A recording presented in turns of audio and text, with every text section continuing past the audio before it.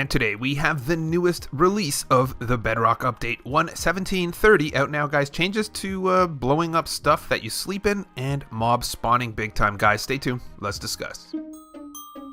Hey there, guys, Skippy here from Skippy6 Gaming, guys, coming to you with, this is a completely new world. It's super weird because I definitely generate a beta world and then I usually bring the beta over to the update video for the real world. However, they always kind of sometimes go by one, so I couldn't actually carry it over. We are going to discuss. So the major changes to this update here, this is a full update, of course, is respawn anchors in bed. Basically, you'll be able to, in the settings, you could make it so you could turn off the explosion when you're sleeping where you're not supposed to, and mobs will only now spawn in the complete dark. We will talk about this one a little more in depth because it is a pretty major change. That said, if you enjoy this sort of content, consider subscribing to my YouTube channel. We make every single update video, whether it's regular or beta, along with some other Minecraft Bedrock stuff. So we got our tweet from J Mega Spud as usual, and here we go. Kind of just an overall culmination of all the betas up till now. We do also have corner blocks added in. So what I'm going to do now, guys, is I'm just going to read the changelog. It's a pretty big one. It's at least 6 pages. So if you just want to go over, we're going to look at some of the terrain changes because this actually looks beautiful. I have to say, I stopped here. I was looking for a mountain and I said, you know what? This actually looks like a very beautiful terrain. It looks like what it's supposed to look like, and I'm not used to seeing jungles anymore. So after we read the changelog, perhaps we'll go down that hole and see what these caves are generating like. And yeah, so skip 10 minutes if you don't want to listen to me talk. We got this guy here, Minecraft Bedrock 1.17.30 out now. Basically, the new feature is respawn blocks explode game rule. So now the actual game rule exists. Before it didn't. So if you slept in a bed in the nether, it explodes. Now if you wanted to make a map or an add-on or something, you can make it so that they don't explode anymore. Structure blocks is corner mode. So on Java Edition, guys, when you use structure blocks, they do it a little different than Bedrock. It's still actually different, but they're trying to switch it in a better way, and I'll show you that after we're done here. So let's keep going. Experimental features, guys. Remember, turn on your experimental feature toggle if you want to see all of this new stuff in your world. And yeah, some things will be a little messed up for that. So monster spawning, guys, they now only spawn in complete darkness. This change is being made to balance the player's ability to light up new, larger caves and make them safe from monster spawning. So, guys, this is not it. You don't even realize the thing on the screen right now. This is very difficult. They are not going to be able. This is going to create some definite changes in the gameplay. Mobs, spawn, farms are not going to work exactly the same. It definitely is a big time change. So we're going to have to get into that one a little bit more. Note this change only affects block light and not skylight. Please send us your feedback on this change. So we'll see what happens. Multi-noise world generation, guys. This is basically how the new caves and cliffs are going to generate in the world. So they have a new and improved terrain and biome generation algorithm that creates more natural terrain and biome transitions, improved surface decorations that detects difference between when blocks are generated underwater and underground, introduces large ore veins, which I like, to world generation, adding more strategy to mining, introduces noodle caves to world generation, small pathways between bigger caves, introduces the possibility of dry cave entrances and makes it easier to access the new noise caves, introduces a new algorithm that finds suitable spawn positions closer to origin, added logic to save and load subchunks by absolute Y index to support data-driven dimension height ranges,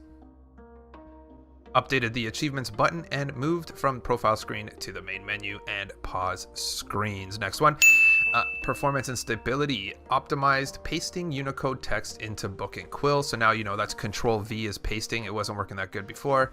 That's on Windows 10 at least. Fixed a crash that could occur when crafting a crafting table with gameplay tips enabled. Fixed a crash that could occur when disconnecting from the internet while playing in an online session as a client on iOS, and also a crash that could occur when downloading large marketplace worlds. Gameplay changes. Worlds with the caves and cliffs toggle are now more likely to have the same default world spawn position as worlds without the experimental seed. So basically, you're probably going to spawn in the same spot even though they look different. Matched respawn from bed behavior Java Edition, attempting to avoid placing players on damage dealing blocks when waking up and attempting to place players on the side of the bed they entered from. So they want to make it sure so you don't die when you respawn. Nether portals placed between chunks no longer break when leaving the nether. Damaging buff effects no longer bypass absorption hearts. Enchanting table enchantments probability is now weighted. Fixed incorrect position when dismounting. That happens a lot actually at negative world height. Abandoned villages are now far rarer. They gotta be like 10% as rare. More closely matching the Java edition. Fixed emissive light propagation in ray tracing mode by increasing iridescence cache sample size. Fall damage is no longer applied when falling into a scaffolding, guys. So that's like your new you know how you used to fall an elevator to a slime block or water? Now you use scaffolding and you won't have to bounce or jump out of the water, so that's good. Mobs cartographers will now only give maps to undiscovered monuments. Tweaked iron golem spawning logic to better match Java edition. So iron golem farms are going to be different now. Axolotls now spawn only when there is a stone up to 10 blocks under them and not inside bubble columns. Collecting fish or axolotl with a bucket no longer immediately releases them. Excuse me. Armor stands now drop equipped items when destroyed by fire or lava. Limited the maximum number of phantom mobs that can spawn. Guys, thank God. Oh my God. Sometimes I come back to my PC. There's thousands of them. They should just stop at 5. Let's keep going. Goats now play their Impact 3 sound. Grown-up goats no longer lose their horns when reloading a world. Baby goats no longer have horns. Fixed animation parity issue with skeletons not using both arms to hold their undead mobs standing near powdered snow now burn normally. Powdered snow above undead mobs now prevents burning effect. Multiple shulkers are no longer able to spawn in the same position from spawn eggs or end city generation. Mobs can now pathfind correctly when standing on amethyst buds, which they couldn't before. Lightning no longer randomly strikes mobs that are under blocks. Fixed mobs sometimes rendering with incorrect geometry when viewed from the structure block preview window. So let's go. We're going to do a really in-depth structure block look after actually. Moss block and moss carpet now break when moved by pistons, and sticky pistons no longer pull them.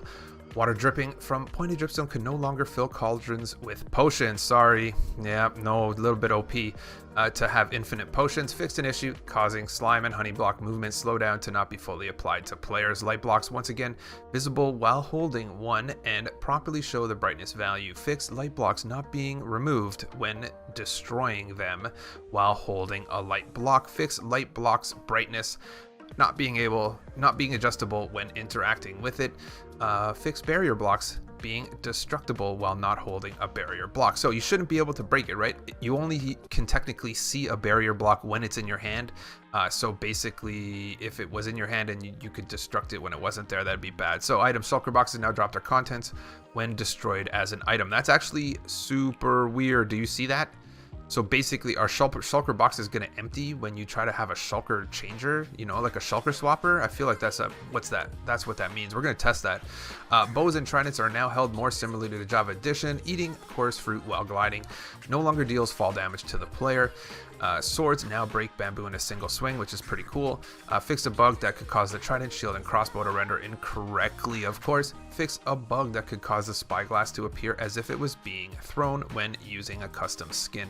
Using powdered snow bucket on a cauldron filled with powdered snow no longer creates a new powdered snow block. So basically, I guess the cauldron just continues to fill with snow endlessly.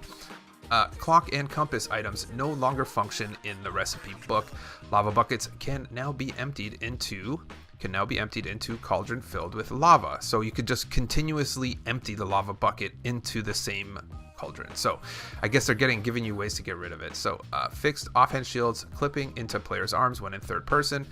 Holding a shield in marketplace maps no longer shows content error. Made projectile items more smoothly when far from players. Strong, long, splash, lingering potions can now be placed in the brewing stand manually. So you can actually just put the potions in there to hold them. I guess at the bottom is what they're insinuating here. Soul speed boots can now be unequipped properly after losing durability. Diamond pickaxes found in Hoglin stable chests are now enchanted. That would be nice. Fix items not disappearing visually to other players after a player dies when the keep inventory game is ruled. Shears now correctly cut vines and glow lichen faster. Campfires and soulfires campfires now stack in the inventory. Amethyst walking sounds are now affected by the player volume slider, as well as the player volume slider affecting all of these listed things here. Deep slate, moss block, sounds of moving, jumping, and ending. Next one here, experimental features. Wither can now be spawned at negative heights. Gas no longer spawn in less than 5x4x5 areas. Magma cubes no longer spawn in less than 3x3x2 areas. Medium magmas now have a larger hitbox. The Thorns enchantment, which is useless, now does knockback to mobs. So now it damages them and sends them far back. Still nobody's going to use it. Let's carry on. Cave vines can now be pollinated by bees. Pretty cool. That's excellent. That will be good for bee farms.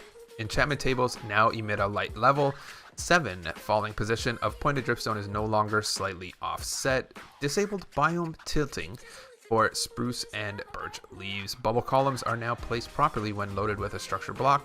Vanilla parity. Using bone meal on moss blocks now also replaces tough blocks. Grass and water block tint colors are no longer slightly randomized with noise. Fixed light block not being displayed correctly when being held. Weeping and twisting vines now grow correctly after the player breaks them. Minecart with chest will now copy over its contents when advanced pick blocked. So advanced pick blocked, I didn't know there was something other than pick block. I'm going to look into that.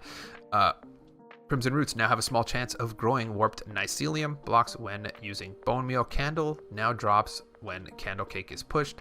Rename structure blocks will no longer have the incorrect data mode on creation. Unicode font now correctly highlights on signs with glowing text. Pumpkins placed facing south, east, or west can now be used to trade with villagers because even if they were mined by a silk touch. More candles can no longer be added to candles placed without any support block. Because basically, I guess floating candles, you could have 4 candles if you wanted to without a block underneath it. So, shulker boxes now remain in dispensers when dispensed at world height limit. Monster spawners no longer emit light. See, that goes with the other error because if it emits light, then it would never spawn. Powdered snow can now be collected with a dispenser. Target blocks now conduct redstone signals. It should have done it before. It was a fix of a broken thing in the game. Fixed text signs from drawing maps on ray tracing enabled hardware. Amethyst clusters and amethyst buds can no longer be placed on grass path blocks. Corrected deep slate lapis lazuli ore name from deep slate lapis ore. Fixed the bed display if the foot of the bed is in a brighter area than the head. Fixed large chest display so that the brightest area end of the chest is chosen to light the whole chest. Dispensers now remove bubble columns when removing water. Sea pickles now change light depending on being in underwater or not, so they're going to be a different color, a different brightness if they're not underwater. Snow layers are now melted by light from torches. Vanilla parity. Falling gravity blocks will no longer break when landing on certain blocks. So I don't know what that means, but like gravel landing on torches, I think they mean something different here, something that was broken. All of the enchantment table book does not render anymore. Blocks moved by piston no longer appear white while moving, which was kind of a weird visual glitch. Spore blossoms no longer have randomly offset hitboxes. Let's go. We got 2 more pages here.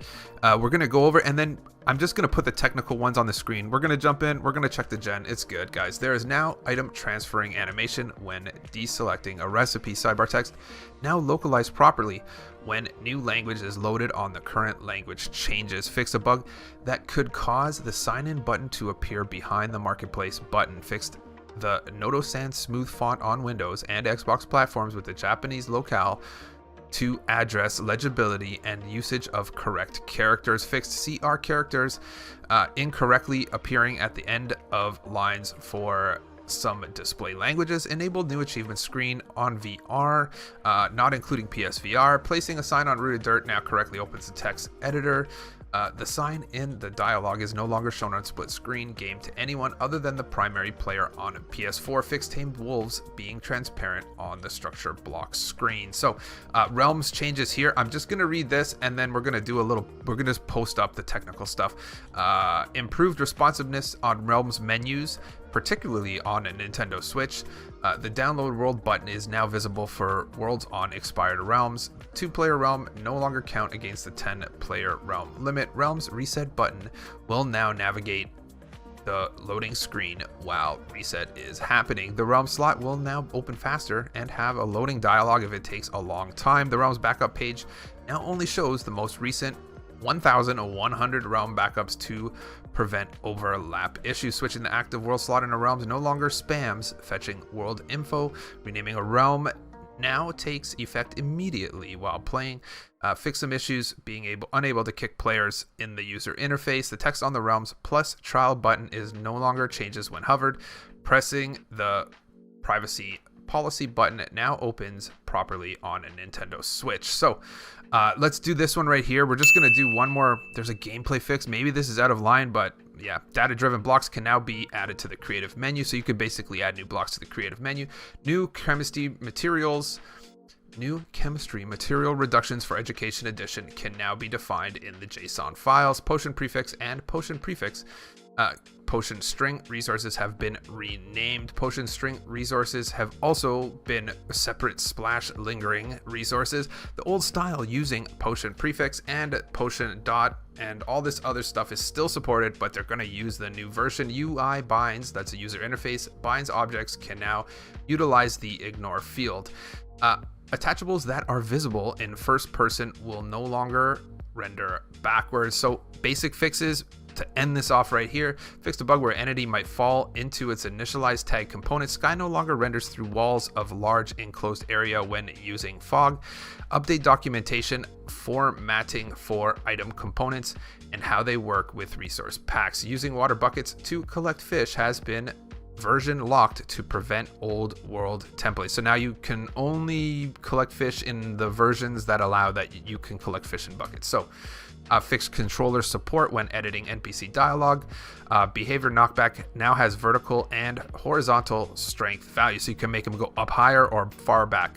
Adjusted padding in HD textures in mini-maps. Killing a custom mob with an unknown loot table type will no longer cause a crash. So basically before, if they didn't know what it was supposed to drop, it would crash the game.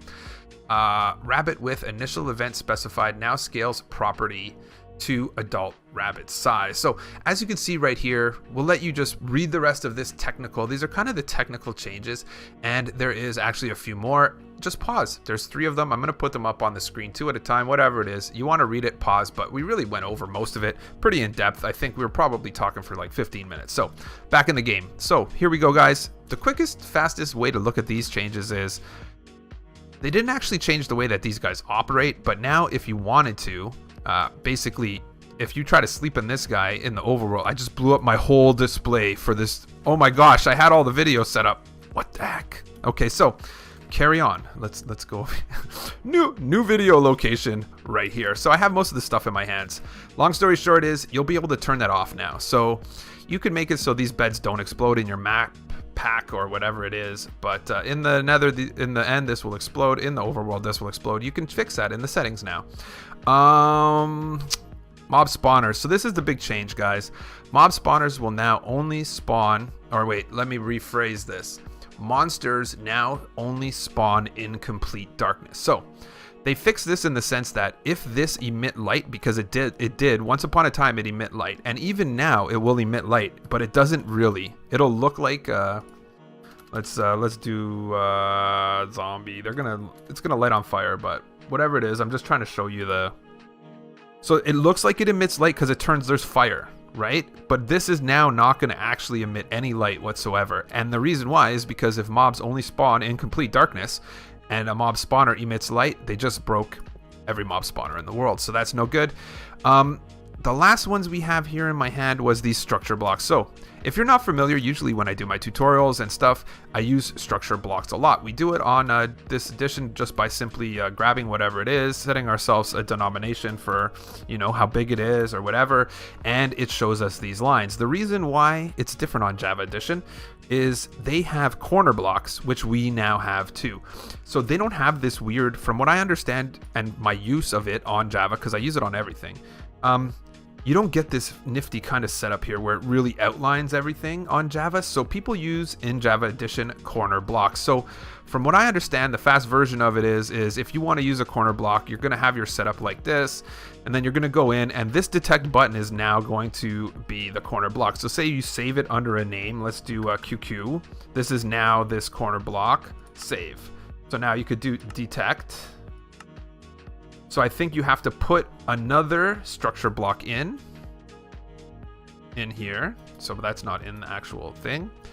And again, this just came out like a minute ago, but from what I understand is if you go in here, if you put the same name on this guy here, and then go here, and then go to detect, something along these lines.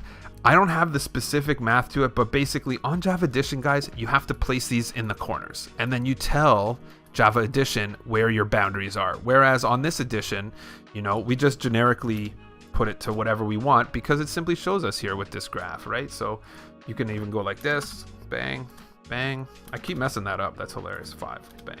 And there you go. So the corner block is now a thing. It's used with detect, so I don't know if you have to use it by detecting beforehand. I did this with my old one. Long story short, we're going to get into how this works after. So let's just spend the last of our time here looking at some stuff. Let's just get a night vision potion because it's going to be...